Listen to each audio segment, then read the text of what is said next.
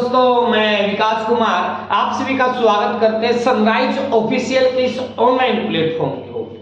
मैं दोस्तों, जैसा कि आप लोगों को पता होगा, यूपी पुलिस आने वाला है, एसएससी जीडी आने वाला है।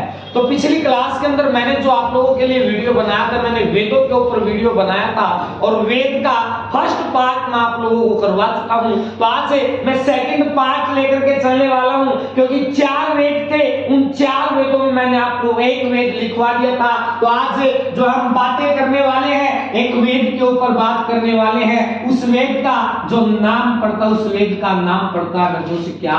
सामवेद पड़ता है। तो 4 वेद बचे हैं, छोटी छोटी बातें हैं, सारी की सारी पूरे के पूरा रिसर्च करेंगे, देखेंगे क्या क्या क्वेश्चन आएंगे, क्या क्या क्वेश्चन एग्जाम के अंदर ना आएंगे। तो यहां से जो मैं सबसे पहला क्वेश्चन लेकर के चलता हूं, यहां से सबसे पहले क्वेश्चन की शुरुआत ये होता है, जो ये सामवेद जो है, ये सामवेद में दोस्त किसका? एक कहते हैं, आपको क्वेश्चन याद रखना है कि इस सामवेद को ऋग्वेद की, तो यहां से याद रखना, इस सामवेद को ऋग्वेद की क्या माना जाता है? परछाई माना जाता है। तो एग्जाम के अंदर ये क्वेश्चन पूछ सकता है एग्जामिनर कि ऐसे वेद का नाम बताओ जिस वेद को दोस्त ऋग्वेद की परछाई माना जाता, तो उस वेद का नाम क्या पड़ता है? सामवेद पड़ता है। और इसी सामवेद को मैं तो क्या कहते हैं, इसी सामवेद के अंदर जितने भी जितने भी कविताओं की रचना हुई, तो यार क्या बात याद रख लियो, जितने भी कविताओं की रचना हुई किस वेद के अंदर आओगा? सामवेद के अंदर आओगा। तो याद रखियो, जितनी भी कविताएं जो आएंगी वो सारी की सारी किस वेद के अंदर पूछी गई है? सामवेद के अंदर आएंगी। जितने भी मेरे दोस्त क्या आते हैं? संगीत आते हैं, तो वो भी किस वेद के अंदर आओगे? वो भी सामवेद के अंदर आओगे। जितने भी मेरे दोस्त गायक आते हैं, जितने भी जो गायक आते हैं, वो सारे के सारे किस वेद से संबंधित माने जाते हैं? वो माने जाते हैं सामवेद का। 3 चीज लिखवाई है। पहली चीज, कविताओं से संबंधित वेद कौन सा? सामवेद। संगीत से संबंधित वेद कौन सा? सामवेद। गायक से संबंधित वेद कौन सा? सामवेद। इसका बाद लिखना है दोस्त क्या? गीत। इस गीत से संबंधित वेद कौन सा? तो गीत से संबंधित वेद माना जाता है सामवेद माना जाता है। इसके बाद याद रखना है दोस्त क्या? छंद याद रखना है। छंद से संबंधित जो वेद पढ़ता है, उस वेद का नाम क्या पड़ता है? सामवेद पड़ता है। और इसी सामवेद के अंदर जो रचनाएं पड़ती हैं, तो यार क्या बात याद रखियो, इसी सामवेद के अंदर जो रचनाओं की संख्या पड़ती है कि कितनी रचना लिखी गई है, तो उन रचनाओं की जो संख्या पड़ती है, उनकी संख्या कितनी पड़ती है? 1549 रचनाएं पड़ती है। और इस सामवेद का जो मैं कहते हैं, इस सामवेद का जो संस्थापक का मतलब जिसने इस वेद का निर्माण किया था, उसका नाम पड़ता है दोस्त क्या?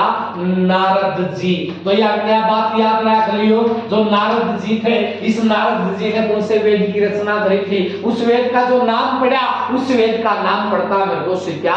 सामवेद पड़ता है। और ये वो वेद है जो ऋग्वेद के मंत्रों से ही संबंधित माना जाता है। तो यार क्या बात याद रखियो, जितने भी ऋग्वेद में जो मंत्र थे ना, यो वेद उन्हीं मंत्रों से संबंधित है। तो इस वेद के अंदर ज्यादा कुछ नहीं था, आपको केवल इतना याद रखना है, जो सामवेद जो है ये किसकी परछाई माना जाता है? ऋग्वेद की परछाई माना जाता है। दूसरा, कविताओं से संबंधित वेद कौन सा है? सामवेद पड़ता है। संगीत से संबंधित वेद कौन सा है? वो भी सामवेद पड़ता है। और गायक से संबंधित वेद कौन सा?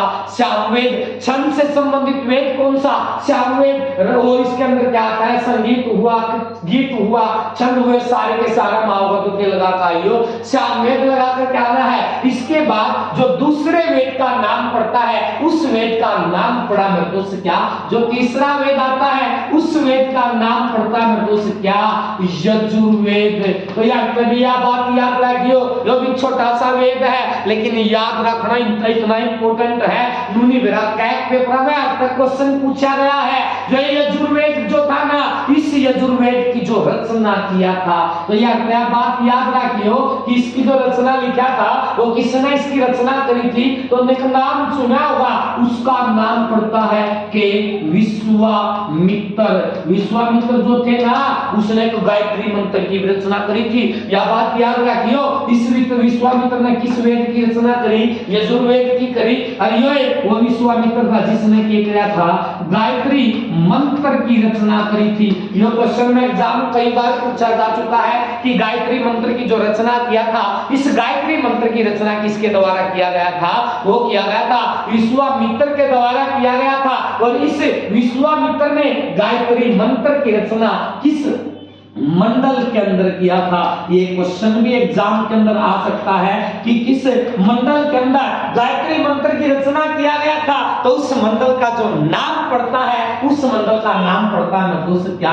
ऋग्वेद का तीसरा मंडल। तो मैंने 10 मंडल लिखवाए थे।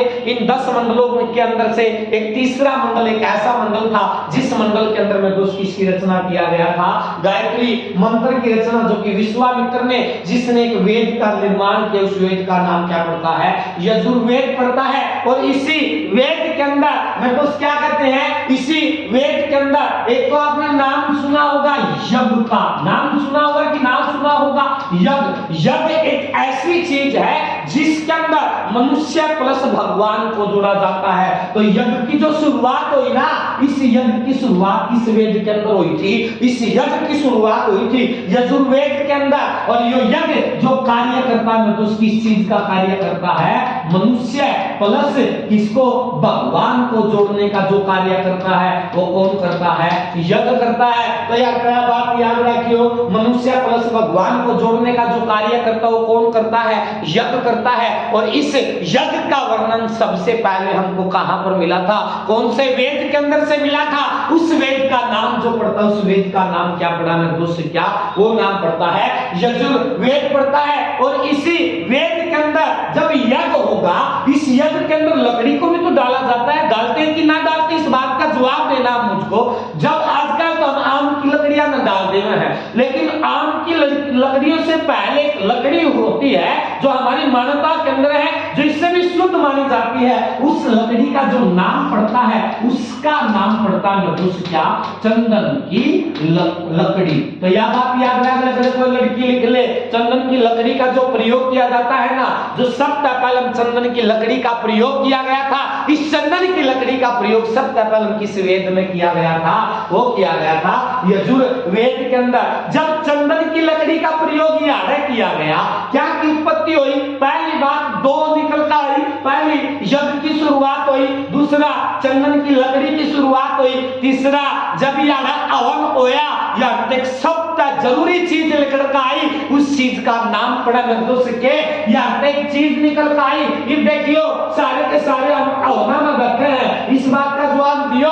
हम हवना में बैठे हैं, श्यामगरी ठावे हैं, जब ये कहते हैं पंडित जी बोले है ना, बोलो स्वाहा, तो स्वाहा जो थी ना, ना समझियो कोई श्यामगरी थी। तो यह है ना, एक चीज की उत्पत्ति हुई थी, वह पड़े में दोस्त के स्वाहा। तो यह है स्वाहा की जो उत्पत्ति हुई, स्वाहा की उत्पत्ति लो लिख लूंगा भाई। उत्पत्ति जो हुई कहां से हुई थी? वो हुआ यजुर्वेद के अंदर। जो है स्वाहा जो है ना, इस स्वाहा का जो नाम निकल कर आएगा, वो नाम निकल करके में दोस्त जो आता है, वो निकल करके आता है कि ये स्वाहा जो थी ना, वो अग्नि देवता की पत्नी थी। तो यह क्या बात रख लियो यार कि अग्नि देवता की जो पत्नी का जिक्र मिलता है सबसे पहले, वो सबसे पहले जिक्र कहां पर मिलता है? तो अग्नि देवता की पत्नी स्वाहा का जिक्र सबसे पहले किस वेद के अंदर मिला? यजुर्वेद के अंदर मिलता है। और इसी यजुर्वेद के अंदर सबसे पहले यज्ञ का जिक्र मिला, जिसके अंदर मनुष्य प्लस भगवान को जोड़ा जाता है। इसी वेद के अंदर सबसे पहले किस लकड़ी का पता लगता है? चंदन की लकड़ी के बारे में पता लगता है। और इसी वेद के अंदर सबसे पहले अग्नि देवता की पत्नी स्वाहा के बारे में पता लगता है कि हाँ, अग्नि देवता की पत्नी का जो नाम क्या था? स्वाहा था। और वो कौन सा वेद पड़ता है? यजुर्वेद के अंदर। ये हमने दो बात और सुनी होगी, एक तो कह दिया ग्राम के शुक्ल पक्ष से, यह बात सुनियो ध्यान से। एक तो हम क्या कह दिया करें? शुक्ल पक्ष क्या दिया करें कि नहीं क्या दिया करें? जो शुक्ल पक्ष जो है करना, इसमें क्या है? 15 दिन खातर शुक्ल पक्ष की कुछ रात आया करे।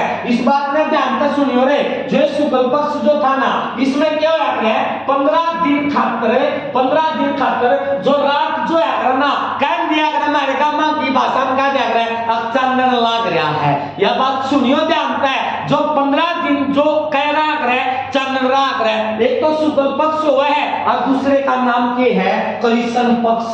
तो यह बात भी याद रखियो, शुक्ल पक्ष और कृष्ण पक्ष, इसमें क्या दिया गया 15 दिन के वजह इसमें जो रात हुआ है ना, वो रात कौन सी होती है, चांदनी रात होती है। और इसमें जो रात होया करे ना, वो अंधेरी रात होया करे, वो कह दिया करे कि अंधेर लाग रहा है। तो शुक्ल पक्ष के तो चांदनी रात होती है और कृष्ण पक्ष के अंदर में दोस्त क्या होती है, अंधेरी रातें होती हैं। इन रातों की शुरुआत भी उनसे वेद के अंदर हुई थी, यजुर्वेद के अंदर हुई थी। इसके बाद आपको याद रखना है, इसके बाद क्या याद रखना है, जो चौथे वेद का नाम पड़ता है उस एक चौथा जो वेद पड़ता है, उस वेद का जो नाम पड़ता है ना, उस वेद का नाम पड़ा अथर्ववेद। जो अथर्ववेद जो है ना, ये ना तो कौन से नंबर का वेद निकल करके आता है, चौथे नंबर का वेद निकल करके आता है। और इस अथर्ववेद की जो कहते हैं रचना किया था, इस वेद की रचना किसके द्वारा किया गया था,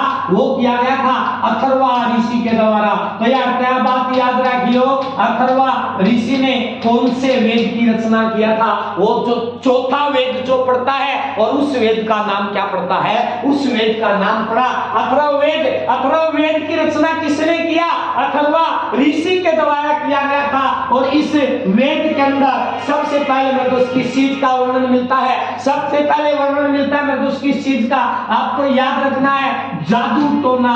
तो देखे होंगे गामा में कि क्या करते पड़े हैं, जादू टोना करते पड़े हैं, जादू टोना हो गया। दूसरी बात याद रखनी है, तंत्र मंत्र याद रखना है, जादू टोना हो गया, तंत्र मंत्र हो गया। इसके बाद आपको तीसरी चीज याद रखनी है मेरे दोस्त के भविष्य वाणी के बारे में याद रखना है। जादू टोना तंत्र मंत्र भविष्यवाणी जितने भी 2 नंबर के जो काम आवे हैं वो सारे के सारे उनसे मैं अथर्ववेद में। इसके बाद आपको याद रखना है दोस्त, इनसे अलग कुछ बात याद रखना है। एक आवे है दवाइयां देखी होंगी, जो दवाइयां जो है, जो दवाइयां की जो शुरुआत हुई थी, मतलब दवाइयां के बारे में बेरा लग गया था, कौन से वेद में बेरा लग गया था, औषधि जो होती है वो भी किसके वेद में बेरा लग गया था, अथर्ववेद के अंदर। और इसी वेद के अंदर सबसे पहले में दोस्त एक कहते हैं ना, तुलसी को भी, तुलसी हमारी जो माँ है, तुलसी पूजा करते कि ना करते हैं, तुलसी की पत्ती के बारे में, जो तुलसी की पत्ती के बारे में जो सबसे पहले जिक्र मिला ना, वो कौन से वेद के अंदर मिलता है। और ये तुलसी जो में दोस्त क्या है, औषधि है, जो कि इसका काम करती है दवाई का। तो तुलसी की पत्ती का जिक्र सबसे पहले किस वेद के अंदर मिला, उस वेद का नाम पड़ता है अथर्ववेद के अंदर मिलता है। इसके बाद में दोस्त महत्वपूर्ण देवता वरुण के कुछ स्थान आओगे, इन वेदों के अंदर ही आते हैं। पहले लिखना है महत्वपूर्ण देवताओं के अंदर, पहले ऊपर एडिक लिख लियो, नाम के लिखना है महत्वपूर्ण देवता, महत्वपूर्ण देवता व उनके स्थान, महत्वपूर्ण देवता व उनके स्थान लिखने हैं। तो यहाँ पे कई 4, 5, 5, 7 देवता के बारे में बताऊंगा, क्योंकि वेदा के अंदर सबसे ज्यादा जिक्र किसका किया गया है, देवताओं का किया गया है। सबका पहला युद्धों का जो देवता माना जाता है, तो यह बात भी एग्जाम में पूछ सकता है, युद्धों का जो देवता माना जाता है। तो यार क्या बात याद रखियो, अगर एग्जाम में कोई क्वेश्चन पूछ ले कि युद्धों का देवता किसे माना जाता है, तो आपको क्या याद रखना है, आपको याद रखना है दोस्त किस भगवान को माना जाता है, इंद्र भगवान को। तो सबसे पहली बात मैंने पूछा गया एग्जाम के अंदर कि युद्धों का जो देवता माना जाता है, युद्धों का देवता किसे माना जाता है, आपको उत्तर लगा करके आना है, इंद्र भगवान को माना जाता है। इसके बाद व्यापार और वनस्पति का जो देवता माना जाता है, तो यह क्या बात याद रखियो, व्यापार व वनस्पति का जो देवता माना जाता है। तो यह क्या बात याद रख लोगे, व्यापार और वनस्पति का जो देवता माना जाता है उसे क्या कहते हैं, उसको मेरे दोस्त उषा कहते हैं। तो यह क्वेश्चन याद रख लियो कि व्यापार और वनस्पति का जो देवता उषा, युद्ध का देवता किसे कहा जाता है, इंद्र भगवान को कहा जाता है। आकाश का देवता किसे कहा जाता है, ये क्वेश्चन भी तो एग्जाम के अंदर आ सकता है कि आकाश का जो देवता कहा जाता है। तो यह क्या बात याद रख लियो रे, आकाश का जो देवता कहा जाता है, या तो आकाश का देवता किसे कहा जाता है, या इसके स्थान पर आपको लिखना है दोस्त क्या, जगत देवता। या तो आकाश का देवता लिखो या जगत देवता लिखो, ये कहा जाता है दोस्त।